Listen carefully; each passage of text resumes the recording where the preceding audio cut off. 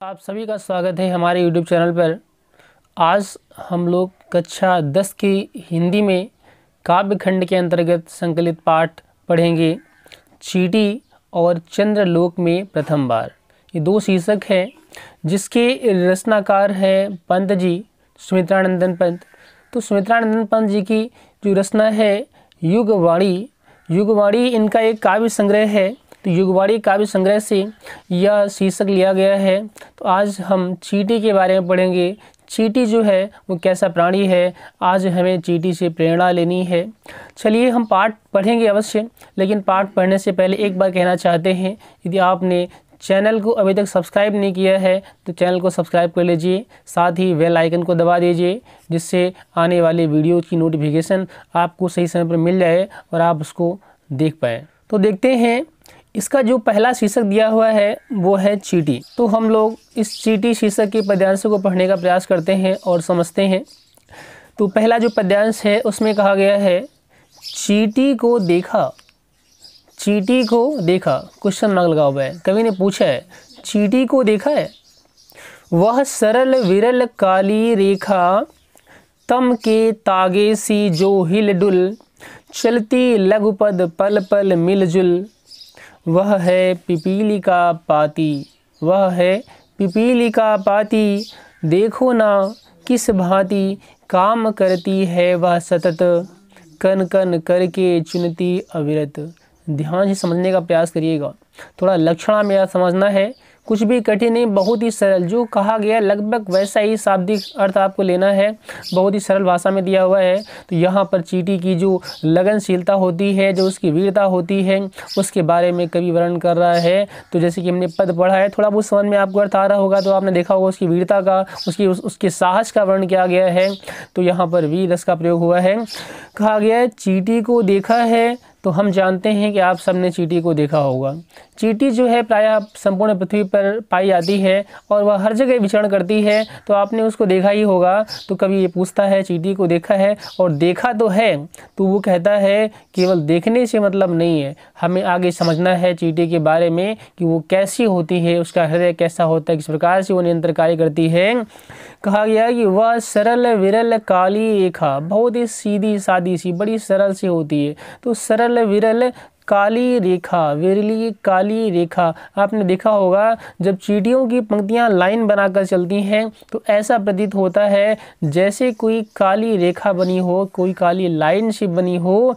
और कहा गया तम के तागे सी जो हिल डुल, जैसे कोई काला धागा है और वो क्या है, हिल डुल रहा हो। तो जब लाइन बनाकर चींटियां चलती हैं तो ऐसा प्रतीत होता है जैसे कोई काला धागा हिल डुल रहा हो, हिलते डुलते हुए काले धागे के समान चींटियों की पंक्तियां, उनकी चलना, उनका जो चलना है लाइन बना करके, वो ऐसा प्रतीत होता है।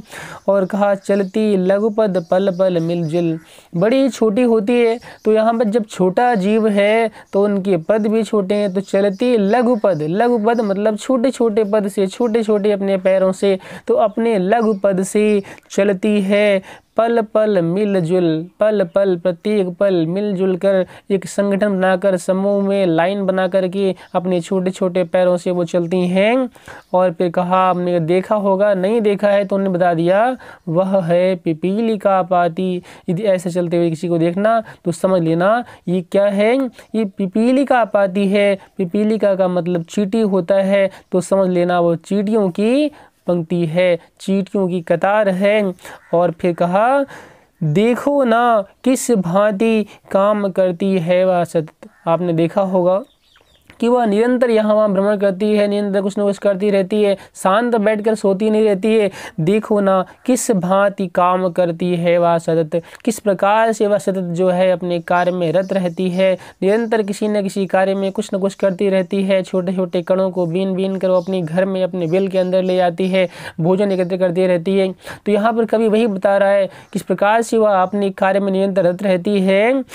कन कन करके चुनती अविरत, बिना विश्राम के निरंतर जो है वह कन कन करके एक दाने, जो भी उसे अन्न मिलता है, कोई भी कण खाने वाला योग्य मिलता है, उसको जो है बीन बीन कर वो उन्हें एकत्र करने में लगी रहती है। तो उसकी जो निरंतरता है कार्य में, जो उसकी कार्यरता है, इस बात की ओर कवि जो है बताना चाहता है कि कितना छोटा, कितना लघु प्राणी है, लेकिन फिर भी वह जो है कितनी लगन से अपने कार्य में सदैव लीन रहता है। तो हम यह देख रहे हैं कि इस पद में चींटी को तो उदाहरण बनाया है, लेकिन चींटी के माध्यम से वो हमें शिक्षा देना चाहता है, बताना चाहता है कि जब चींटी जब छोटा सा लघु प्राणी है और वह इतना लघु होते हुए भी जब अपने कार्य में निरंतर लगा रहता है, तो हम क्यों नहीं कर सकते हैं। और यदि हम भी उसी प्रकार से उसके समान कार्य में तन्मयता लाते हैं, तो अवश्य ही हम भी जो है हमारा भी विकास होगा, हम भी विकास कर सकते हैं और आगे बढ़ सकते हैं।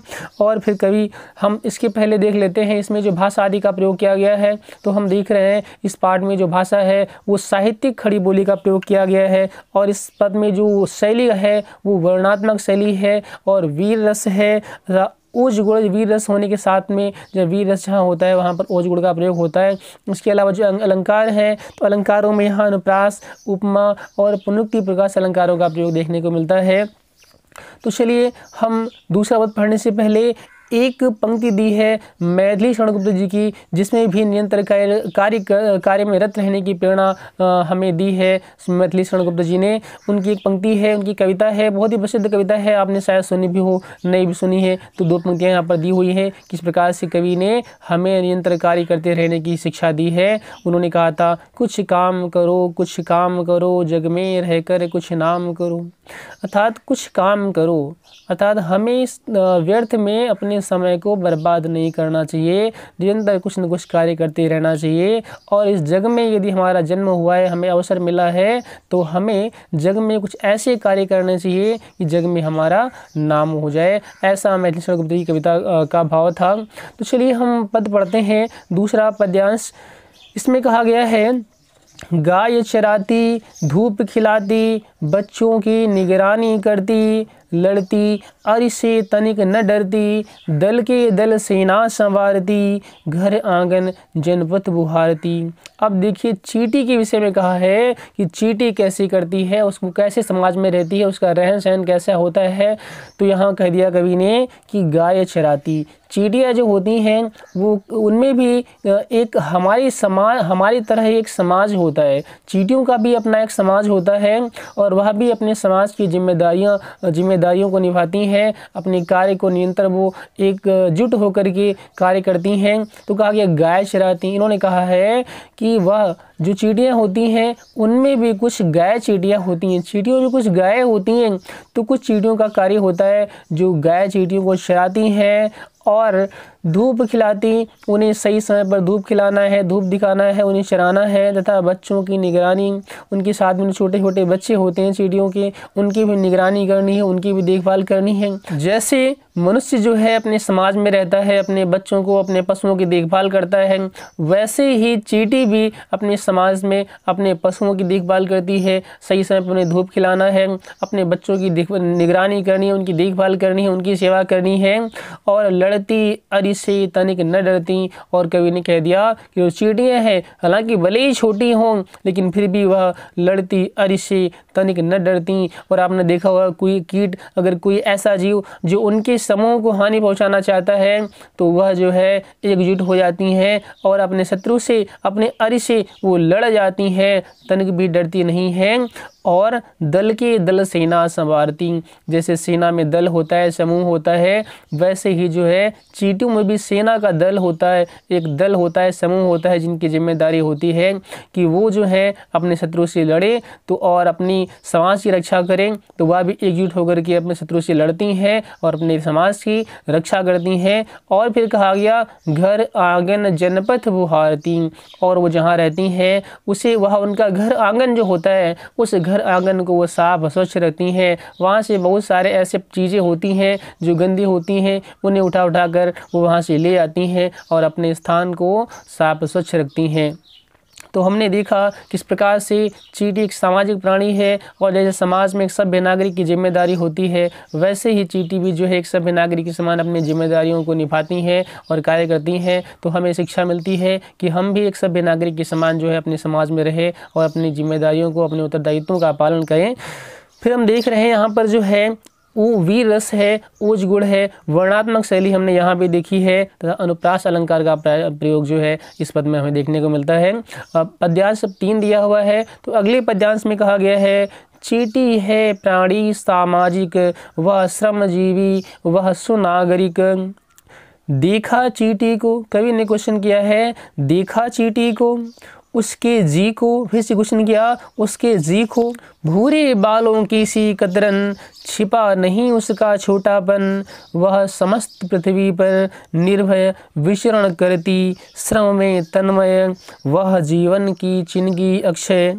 वह भी क्या देही है तिलसी, क्वेश्चन कर रहा कवि है, वह भी क्या देही है तिलसी, प्राणों की रिनमिल झिलमिल सी, दिन भर में वह मीलों चलती, अथक कार्य से कभी न टलती। तो कवि ने कहा चींटी है प्राणी सामाजिक। चींटी एक ऐसा प्राणी है, तो कवि चींटी को एक सामाजिक प्राणी बताता है। जिस प्रकार से समाज में रहने वाले व्यक्ति, समाज के जो सभ्य व्यक्ति होते हैं, वह क्या करते हैं, वह अपने नियमों, अपने कर्तव्यों, अपने उत्तरदायित्वों का निर्वाह यथा समय उचित ढंग से करते हैं, वैसे ही चींटी भी जो है वह भी एक सामाजिक प्राणी है, अपने समाज में रहती है और अपने समाज के उत्तरदायित्वों का निर्वाह भी करती है। कवि ने कहा वह श्रमजीवी है। कैसी है चींटी, वह श्रमजीवी है, श्रम करके अपना जीवन यापन करती है और भाग्य के भरोसे नहीं बैठती है।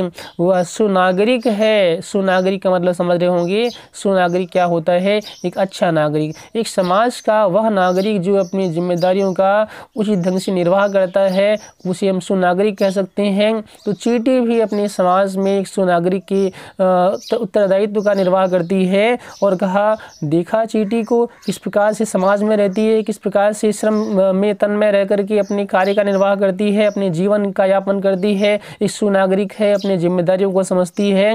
तो देखा चींटी को, फिर कहा उसके जी को देखा, कितनी छोटी है लेकिन फिर भी उसमें कितना उत्साह है, कितनी लगन है। तो हमें देखने की ज़रूरत यह है कि वह छोटी सी एक छोटा सा जीव होते हुए, इतना लघु प्राणी होते हुए भी अपने कार्य में किस प्रकार से निरंतरत रहती है, कितना उत्साह भरा होता है उसमें।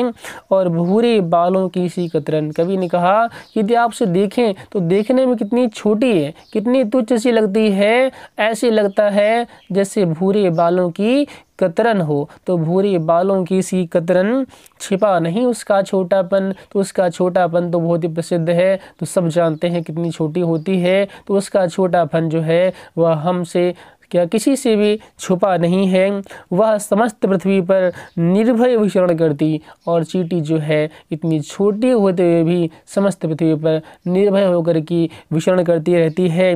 और का श्रम में तन्मय, लेकिन वह निरंतर श्रम में लगी रहती है, निरंतर श्रम में तन्मय रहती है, निरंतर श्रम करते हुए वह समस्त पृथ्वी पर विचरण करती रहती है। फिर कहा कवि ने वह जीवन की चिन्हगी अक्षय, वह जीवन की चिन्हगी अक्षय, अर्थात वह जीवन की अक्षय चिन्हगी है। अक्षय का मतलब है जो कभी क्षय न हो, अर्थात जो कभी नष्ट न हो। तो कभी भी नष्ट न होने वाले, कभी भी जिसका क्षय न हो, ऐसी जो है एक चिंगारी है, एक ऐसी चिंगारी, एक ऐसी आग है जो कभी नष्ट नहीं होती है, अर्थात वो हमेशा ऐसे ही तन्मय रहती है श्रम में। और फिर क्या, वह भी क्या देही है, वह भी क्या देही है, वह भी क्या प्राणी है। क्या कहा गया, तिलसी, वह भी क्या देही है, तिलसी। आपने तिल देखा होगा, छोटा सा दाना होता है काला काला, तो तिल के समान ही छोटा सा जीव होता है चींटी। और प्राणों की रिलमिल झिलमिल सी, बस ऐसे लगता है कि इसमें जो है कि प्राण प्रकाशित हो रहे हों, कहीं ना कहीं प्राण होंगे। तो प्राणों का स्वरूप लिए हुए वह रिलमिल झिलमिल घूमती रहती है, विचरण करती रहती है। दिन भर में वह मीलों चलती, अथक कार्य से कभी न टलती। दिन भर में वह मीलों चलती, कवि ने कहा कि एक दिन में वह मीलों दूरी तय कर जाती है। और जब आपने देखा कितना छोटा जीव है, कितने छोटे छोटे पैर हैं, लेकिन वह निरंतर कार्य में लगी रहती है। तो निरंतर कार्य में लगे रहते हुए वह दिन भर में मीलों दूरी तय कर जाती है। और अथक कहा गया, अथक बिना थके वो कार्य में लगी रहती है, मीलों दूरी तय कर जाती है और कार्य से कभी न टलती और अपने कार्य से, अपनी जिम्मेदारी से कभी टलती नहीं है, पीछे नहीं हटती है। उसकी जो कार्यशीलता है, उसकी जो कार्य करने की एक पद्धति है, निरंतर वह कार्य में रत रहती है। उसकी जो निरंतरता है कार्य करने की, उसके लिए बहुत सारे कवियों ने, बहुत सारे विद्वानों ने उसके बारे में कहा है। तो एक श्लोक हमें याद आता है, वो है गच्छन् पिपीलिको याति योजनानां शतान्यपि अगच्छन् वैनतेयोऽपि पदमेकं न गच्छति। अर्थात जब चींटी छोटी सी है, लेकिन वह छोटी सी चींटी निरंतर गति करते हुए, निरंतर चलते हुए मीलों दूरी तय कर जाती है, लेकिन एक ना चलने वाला पक्षी जो वैनतेय है अर्थात जो गरुड़ है, वह एक पद भी नहीं चल पाता है। तो यदि हम अपने मन में विश्वास कर लें और निरंतर कार्य में रत रहें, लगे रहें, तो अवश्य ही हम अपने लक्ष्य को प्राप्त कर लेते हैं। तो हमने यहाँ देखा कि चींटी की जो लगनशीलता है, जो कार्य में तत्परता है, जो उसकी तन्मयता है कार्य में, वह दिखाई पड़ती है। तो हमें भी इस चींटी की कार्य करने की शैली से सीखना होगा। और यहाँ हम देख रहे हैं ओज गुण का प्रयोग किया गया है, उसकी जो वीरता है उसका वर्णन किया गया है। साहित्यिक खड़ी बोली तो है ही, इसके अलावा यहाँ पर भूरे बालों की सी कतरन बताकर उपमा अलंकार का प्रयोग हमें देखने को मिला है। तो आज ये जो शीर्षक था चींटी, ये आपका समाप्त होता है। छोटा शीर्षक था, लेकिन छोटा सा जीव जो है हमें बहुत बड़ी शिक्षा देता है। तो आइए हम इससे कुछ सीख लें और अपने जीवन में इसी प्रकार बनने का प्रयास करें, अपने जीवन को कर्ममय बनाएं, कर्म में तत्पर हो। आज के लिए इस वीडियो में बस इतना ही। अगले वीडियो में अगला जो शीर्षक है चंद्रलोक में प्रथम बार, इस शीर्षक को पढ़ेंगे, इसको समझेंगे। तब तक के लिए जो भी उपलब्ध वीडियोज आपके पास हैं, आप उनका अध्ययन करें, उनको बार बार देखें, समझने का प्रयास करें। और यदि कहीं भी समस्या आती है, कोई परेशानी समझने में आती है, तो आप कमेंट करके हमें बताएं और हम उसका समाधान करने का प्रयास करेंगे।